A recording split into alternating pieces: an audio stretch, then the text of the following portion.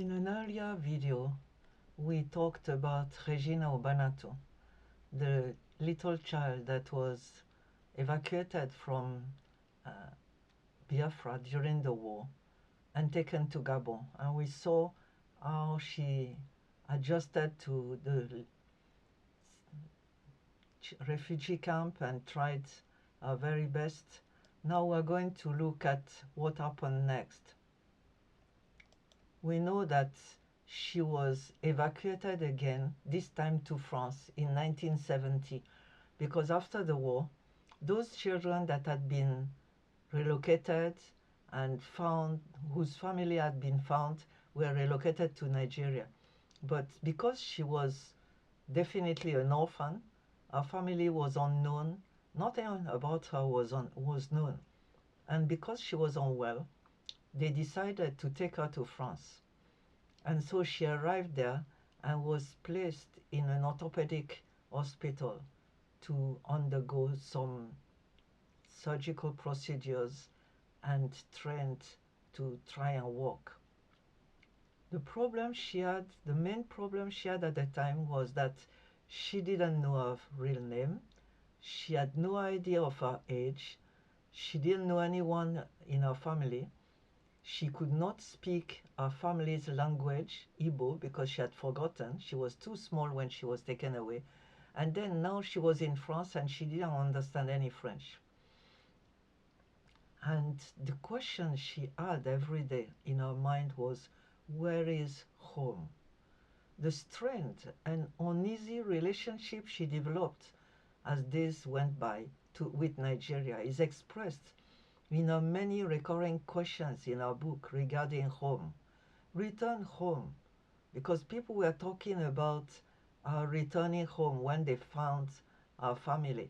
But she said returning home where? Far away from France, definitely, to a country that I no longer know, to a country that no longer exists, because Biafra was gone, closer to my parents' grave if they are dead, but closer to strangers if they are still alive. One of the memories Regina regained from meeting with a missionary nun who cared for her in the camp is closely linked with Biafra. Above my bed in the camp, a single sentence was printed on batik: "We will die without a shred of fear." This sentence was engraved in her like a tribute to her people.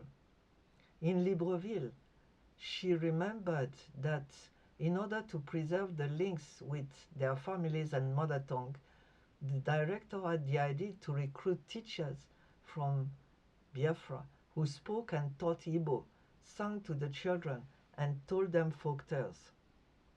But now the problem was she was now in France, and it took some 8 more years before her family was eventually located. And there was some thought about sending her back. But when the French government heard it, they thought that they could now get rid of her, basically, because she had been cared for by them. And they were planning to send her back home with a one-way ticket. But then they were persuaded not to do that because of the medical conditions. So our situation as a refugee was emphasizing the suffering of other populations. And our life had been signposted by major decisions triggered by the war, dictated by our disability, and taken by people in charge of her, which slowly led to our current situation. The first of these decisions, the more painful, taken by our parents, was when she was 2, to send her and her brother abroad, probably saved her life, although the accidental loss of her file and subsequent separation from her brother made her a practical orphan. The second decision, the one to send her to France, was taken by the camp authorities, and it had far-reaching consequences. It took her further away from her birthplace and family, and irreversibly altered her identity. It estranged her from her mother tongue, Igbo, and from her culture, and gave her a European language and culture instead. It eventually led her to choose French nationality, marry a French, embrace a French lifestyle, and impact her host society for good. But he left her unable to fully interact with a Nigerian family. The parents had lost contact with her. It was wartime, and all communication was cut between Biafra and the outside world. Some 26 months later, with the surrender of Biafra and the subsequent closing of the refugee camp, then there was need for all children to be relocated away. And the camp people could not consult, inform, or even find her parents. So they took her to France, and she was left in limbo. Her foster parents decided to start making inquiries gradually and contacted missionary agencies, but she was kept in the dark because they didn't want to give her false hope. This eventually backfired. When eventually informed, she was incensed that such a vital inquiry had been kept hidden from her, and she found it even more difficult to embrace the reality of her new identity, because she then learned that she didn't have the name she thought she had. She was not Mary, that was the name of her twin, but Regina. Then she heard about her birthday, parents, and a whole family waiting for her. The discovery of her Nigerian family had an adverse effect on her financial support by the French government, but like we said, eventually this was arranged. Then the plan was now for her to visit Nigeria and see her family, but this was difficult because of the care and facilities. So eventually she went for a 2 week trip. Her foster family, who was there to support from the early days, gave her some of the attention and love she craved for, and remained very important for her, as proved by the long pages she devotes to them in her book. Yet she realized that they were not her real parents, and was unsure whether she was really cared for. At the time she embarked on the long journey to reconnect with her Igbo family, she was overcome with fear, and she had a lot of unanswered questions. Why was she separated from her family? Would she eventually find a place back there? Who will be her twin? That twin she was told about. Would that twin accept her? What should be her new cultural identity? What was the attitude to her family?